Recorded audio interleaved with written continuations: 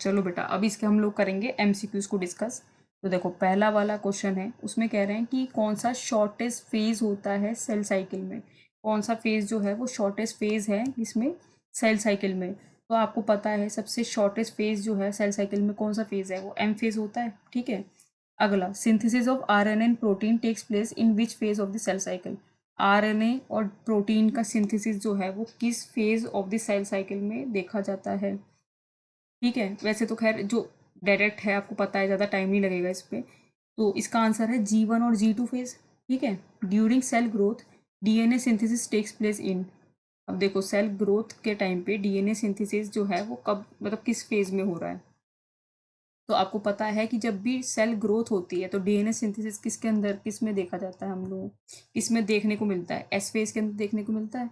अब next question है कि S phase of the cycle जो है उसमें amount of DNA double in each cell. बाकी कह रहे हैं amount of DNA remain same, ये तो गलत है। क्रोमोसोम नंबर इंक्रीज, यही वाला सही है। अमाउंट ऑफ डीएनए डबल होता है हर एक सेल में। At what stage of the cell cycle is histone protein synthesis in eukaryotic cell. अब देखो, कह रहे हैं कौन से stage of the cell cycle में हिस्टोन प्रोटीन जो है वो सिंथेसिस होता है यूकैरियोटिक सेल के अंदर। तो आप देखोगे प्रोफेज दे रखा है, टीलोफेज दे रखा है, एस फेज दे रखा है और G2 और प्रोफेज दे रखा है। वैसे तो खैर पता ही है आपको, एस फेज के अंदर देखने को मिलता है ये। ठीक है। Sixth, a certain species. इसका नेक्स्ट वाला जो है उसमें कह रहे हैं during which phase of the cell cycle amount of DNA in cell remain at 4C level. तो अमाउंट ऑफ डीएनए जो है वो 4C लेवल में ही रहेगा अगर इनिशियल अमाउंट जो है वो 2C से डिनोट हो रहा है तो। ठीक है। तो इसमें कह रहे हैं कि G0 G1 में, या फिर G1S में, या सिर्फ G2 में, या फिर G2M में। तो वैसे खैर थोड़ा पढ़ के ही पता चल रहा है कि ये जो है ये किस में रहेगा, सिर्फ और सिर्फ G2 फेज में रहेगा। अगला, the DNA content of a cell measured in the G2 phase after meiosis 1, the DNA content of the one cell produced is. तो डीएनए कंटेंट कितना होगा, देखो तो डीएनए कंटेंट कितना हो जाता है, आधा हो जाएगा of that of G2 cell. ठीक है। इसके बाद कह रहे हैं कि when a cell has start DNA replication fork which check point should be predominantly activated. तो कौन सा चेक पॉइंट उस टाइम पे डीएक्टिव, मतलब कौन सा चेक पॉइंट जो है उस टाइम पे प्रीडोमिनेटली एक्टिवेट हो जाएगा। तो खैर मैंने पहले ही टिक कर दिया इसको, ये होगा हमारा G2/M phase. Cell which are not dividing they are likely to be at. अगर कोई सेल जो है वो नॉन डिवाइडिंग है, वो डिवाइड नहीं करी, तो कहाँ पर होगी, वो हमारा G0 फेज में होगी। बेटा 11 वाला ये जो है ना, ये आप एक बार कमेंट में बताओ मुझे, आसान है ये, आप आराम से कर लोगे। ठीक है। ट्वेल्थ वाले को देखो, ट्वेल्थ वाले में कह रहे हैं कि ड्यूरिंग माइटोसिस ER और न्यूक्लियोलस जो है वो डिसअपेयर होने लग जाते हैं कब। ER और जो न्यूक्लियोलस हैं वो डिसअपेयर होने लग जाते हैं कब। तो वैसे तो खैर ध्यान रखना, ER और न्यूक्लियोलस है वो डिसअपेयर होते हैं ड्यूरिंग, डिसअपेयर होते हैं अर्ली प्रोफेज में। ठीक है, अर्ली प्रोफेज में होते हैं डिसअपेयर। इसके बाद है विच of the following option gives the correct sequence of the events during mitosis. तो ध्यान रखना, पहले कंडेंसेशन तो होता है, तो आपको कंडेंसेशन वाले 3 ऑप्शन दिखेंगे। इसके बाद सेकंड स्टेप होता है न्यूक्लियर मेम्ब्रेन डिसेंबली, यानी कि ये 2 ऑप्शन ठीक होंगे। देखो तब 2 हो गए। अब इसके बाद ध्यान रखना है, इसके बाद आता है, देखो पहले कंडेंसेशन आता है, फिर न्यूक्लियर मेम्ब्रेन डिसेंबली आता है, फिर अरेंजमेंट एट इक्वेटर आता है। यानी कि कौन सा ऑप्शन सही हो गया, बी वाला। तो हमारा कौन सा ऑप्शन सही है यहाँ पर, बी। ठीक है, ज़्यादा टाइम लगाने वाली चीज़ नहीं है। अब ये कह रहे हैं कि अगर आपको प्रोवाइड, कौन सी स्टेज हम उस टाइम पे देख पाएंगे, तो मेटाफेज ही तो देख पाएंगे। नेक्स्ट, स्प्रिंडल फाइबर जो है अटैच होते हैं ऑन टू, स्प्रिंडल फाइबर जो हैं वो अटैच होते हैं किससे, काइनेटोकोर ऑफ द क्रोमोसोम से। नेक्स्ट, सेंट्रोमेयर रिक्वायर्ड होता है for, centromere is required for, तो सेंट्रोमेयर जो है वो रिक्वायर्ड होता है movement of chromosome towards the pole के लिए। डिप्लॉयड सेल जो है, ये पूछ रहे हैं आपसे, ट्रिप्लॉयड करेगी, टेट्राप्लॉयड करेगी, डिप्लॉयड करेगी, या फिर पेंटाप्लॉयड करेगी। ठीक है। तो वैसे तो ओरिजिनली ध्यान रखना एक डिप्लॉयड सेल थी जिसको ट्रीट करा आपने इससे। ठीक है। और फिर कह रहे हैं माइक्रोस्कोपिक ऑब्जर्वेशन के हिसाब से बताना है आपको। तो वैसे मैं बता दूं आपको, तो इसमें ये जो अपेयर करेगी ना वो टेट्राप्लॉयड कर देगी। ठीक है। इसके बाद है select the correct option, correct वाला बताना है विद रिस्पेक्ट टू माइटोसिस। तो माइटोसिस से रिलेटेड जो है करेक्ट बताना है। तो इसमें ना देखो, ये क्रोमोसोम जो है मूव करते हैं स्प्रिंडल इक्वेटर से और अलाइन हो जाते हैं along equatorial plate in the metaphase. वैसे यही वाला सही है, ठीक है। अगला, which stage of the cell division do the following figure A and B represent. अब वही आपसे सेल स्टेज से रिलेटेड ही देखो पूछेंगे, तो ये दिखा रखा है। अब ये कह रहे हैं कि कौन सी सेल स्टेज से रिलेटेड जो है ये हमें दिखा रखा, फिगर ए और बी को लेके बता रखा है। वैसे तो आप देखोगे ना, और आपने थोड़ा ध्यान से डायग्राम्स पे फोकस करा है, तो आप बता पाओगे आराम से कि ये लेट एनाफेज और प्रोफेज को डिनोट कर रहे हैं।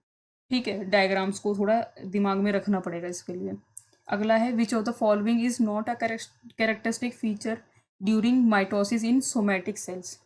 कौन सा कैरेक्टरिस्टिक फीचर नहीं है। ठीक है, तो इसमें से दे रखा है, इनमें से अगर आप देखोगे ना, तो देखो सोच के बताओ कौन सा कैरेक्टरिस्टिक फीचर नहीं है। तो साइनेप्सिस नहीं है इसके अंदर, आपको पता है कि जो माइटोसिस इन सोमैटिक सेल के अंदर ये साइनेप्सिस नहीं आता। अगला, मियोसिस वन वो रिडक्शनल डिवीजन कहते हैं, ठीक है, वो रिडक्शनल डिवीजन होता है। मियोसिस टू जो है वो इक्वेशनल डिवीजन होता है। ड्यू टू, तो बोल रहे हैं क्यों बोल रहे हैं, तो देखो क्यों, क्योंकि इसमें सेपरेशन ऑफ क्रोमेटिड्स होता है, इसीलिए। बाकी 22 में कह रहे हैं, arrange the following event of the meiosis in correct order of the sequence. तो खैर बेटा इसको भी एक बार ना आप कमेंट में बताना, मुझे लग रहा है तुम लोग कर लोगे इसको आराम से, एक बार कमेंट में बताना, ठीक है। 23 वाले में आप एक बार रीड करो। 23 वाले में बोल रहे हैं कि एंजाइम रिकॉम्बिनेज जो है वो रिक्वायर्ड होता है कि स्टेज ऑफ द मियोसिस में। देखो ध्यान से पढ़ना, एंजाइम रिकॉम्बिनेज किस स्टेज ऑफ मियोसिस में आपको रिक्वायर्ड होता है, तो वो इस वाली में तो होता है। ठीक है। नेक्स्ट, मियोसिस जो है उसमें क्रॉसिंग ओवर इनिशिएट होता है एट, देखो मियोसिस में क्रॉसिंग ओवर जो है वो इनिशिएट होता है इस पे, इसी वाली स्टेज पे तो होता है, ठीक है। Next, the stage during which separation of paired homologous chromosome begin eight. ऐसे तो खैर अभी मैंने आपको पढ़ाया है ना, उसमें तो देखो उसमें है ये, तो ये होता है डिप्लोटीन में। फिर ये मैचिंग है, एक बार आप ये कमेंट में ही बताओ, क्योंकि मैचिंग है ना, तो ये आप कर सकते हो आराम से। अगला अगला 27 है, इसमें कह रहे हैं meiosis occur in organism during. जो मियोसिस है वो ऑर्गेनिज्म के अंदर होती है ड्यूरिंग सेक्सुअल रिप्रोडक्शन। अगला, dash only occurs in the gonads to produce gametes. तो ये जो कह रहे हैं कि ये सिर्फ होता है गोनाड्स के अंदर टू प्रोड्यूस्ड गैमेट्स, तो गैमेट प्रोड्यूस करने के लिए, तो ये होता है हमारा क्या, मियोसिस। मियोसिस रिजल्ट इन, तो ये कह रहे हैं नेक्स्ट में, मियोसिस जो है वो रिजल्ट होता है इन प्रोडक्शन ऑफ गैमेट में तो होता ही, reduction in the number of chromosome ये भी होता है।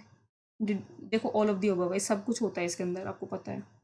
Meiosis has evolutionary significance because it result in, evolutionary significance होता है क्यों, क्योंकि ये किसके अंदर रिजल्ट करता है, ये रिकॉम्बिनेशन में।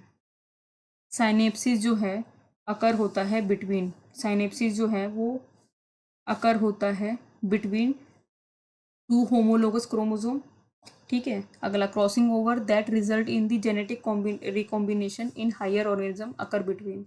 अब इसका भी आप थोड़ा सा सोचो, बताओ इसका आंसर क्या हो जाएगा। इसका आंसर यही वाला तो है, non sister chromatids of a bivalent, ठीक है। The dash occur between non sister chromatids result in the genetic exchange between chromosome which provide new combination of gene that are different from either crossing over. Given below is representation of certain event at a particular stage of a type of cell division। तो कौन सी stage है ये बताना है आपको, इसमें देख के बता सकते हो, वैसे देख के बता सकते हो कि कौन सी स्टेज है ये, ठीक है। तो वैसे खैर देख के पता चल रहा है ये क्या है, प्रोफेज वन ड्यूरिंग मियोसिस है, ठीक है। अगले में कह रहे हैं इन सोमैटिक सेल साइकिल। अब इसके आगे वो बस ये ऑप्शन दे रखे हैं हम लोगों को, तो आप एक बार रीड मार लो उसको, ठीक है। तो इसमें कह रहा है सोमैटिक सेल साइकिल में डीएनए रेप्लिकेट करता है, takes place in S phase, ठीक है। अब नहीं हमें दे रखा है ये systematic means correct indication stage या phase in the cell cycle, मतलब करेक्ट वाला कौन सा इनमें से बताना है, ठीक है। इसमें हमें देखो इस वाले में ना हमारा जो करेक्ट इंडिकेट कर रहा है ना, ये कर रहा है हमारा डी, सिंथेटिक फेज वाला। सिंथेटिक फेज ही दिखा रहा है, देखो डी है ना यहाँ पर, सिंथेटिक फेज ही दिखा रहा है ये। नेक्स्ट में है exchange of genetic material between chromatids of paired homologous chromosome during first meiotic division. उसको क्या कहते हैं? ड्यूरिंग फर्स्ट मियोटिक डिवीजन, तो इसको कहते हैं हम लोग क्रॉसिंग ओवर। अगला, progress through the cell cycle is regulated by oscillations in the concentration of which type of molecule. ठीक है, किस टाइप ऑफ मॉलिक्यूल के लिए होता है? ऐसे तो देखो साइक्लिन डिपेंडेंट काइनेज भी होता है, ये दोनों होता है। ठीक है, विच of the following precedes reformation of the nuclear envelope during M phase of the cell cycle। Precedes कह रहे हैं, precedes for re cell cycle, तो इसमें आएगा हमारा decondensation from the chromosome and resembling मिला। एनाफेज प्रोमोटिंग कॉम्प्लेक्स एपीसी एक protein है, protein degradation machine necessary for proper mitosis of animal cell. अगर APC is defective in human cell which of the following expected to occur. तो अगर APC defected है तो क्या हो सकता है इनमें से? तो आप ध्यान रखना, अगर एपीसी डिफेक्टेड है तो क्रोमोसोम सेग्रीगेट ही नहीं होंगे, सेग्रीगेट यानी कि अलग ही नहीं होंगे। अगला कह रहे हैं during mitosis it is necessary for this nuclear envelope of the parent cell to dissolve. ठीक है, this accomplish in the part. तो at which phase of the mitosis are cell likely to arrest. ठीक है, तो किस phase में बोल रहे हैं? तो इसमें आएगा प्रोफेज भी तो आएगा। इसके बाद तो ये पूछ रहे हैं इसमें हम लोगों से, इसमें हमारा आंसर आ जाएगा B, chromosome are too extended during S phase to be seen by light microscopy. ठीक है, इसके बाद आ गया आपका 13 में कह रहे हैं how would the daughter cell at the end of the mitosis and cytokinesis compare with the parent cell when it was in G1 of the cell cycle. ठीक है, G1 of the cell cycle, तो इसमें क्या है, daughter cell जो होती हैं उनमें सेम नंबर ऑफ क्रोमोसोम होते हैं और सेम अमाउंट ऑफ डीएनए होता है। What are the most important structure involve in moving chromosome during mitosis. तो इसमें कह रहे हैं मोस्ट इंपॉर्टेंट स्ट्रक्चर कौन सा इन्वॉल्व होता है इसमें। ठीक है, तो इसमें वैसे तो काइनेटोस्कोर्स तो होता है और साथ में माइटोटिक स्पिंडल फाइबर भी होता है। बेटा ये वाला आप खुद करना, ठीक है, कमेंट में कर लेना। मैचिंग वाले जो क्वेश्चन है वो आप खुद कर सकते हो। ट्रू स्टेटमेंट फॉर माइटोसिस, इसमें से आइडेंटिफाई करना है ट्रू स्टेटमेंट, तो आप रीड करो। ट्रू स्टेटमेंट ऐसे पढ़ते ही पता चल जाएगी। इसमें है कि दो सेल फॉर्म होती हैं as a result of division are identical in all respects, identical भी होती हैं। टेक्सोल एक ड्रग है जो स्टेबलाइज करता है माइक्रोट्यूब्यूल और प्रिवेंट करता है डीपॉलीमराइजिंग में। Consequently treat cell fail to complete mitosis। At which phase of the mitosis are cell treated with Taxol likely to arrest। ठीक है, तो इसका आंसर हमारा क्या है, एनाफेज ही है। और बेटा फिर से ये वाला आप कमेंट में करो। ठीक है, ये देखो मैक्सिमम ऐसे क्वेश्चन हैं जो कि सेल साइकिल से पूछे जाते हैं एमसीक्यूज, तो इससे कुछ बहुत ज़्यादा नहीं, आप ध्यान रखना, इनकी प्रैक्टिस करो अच्छे से।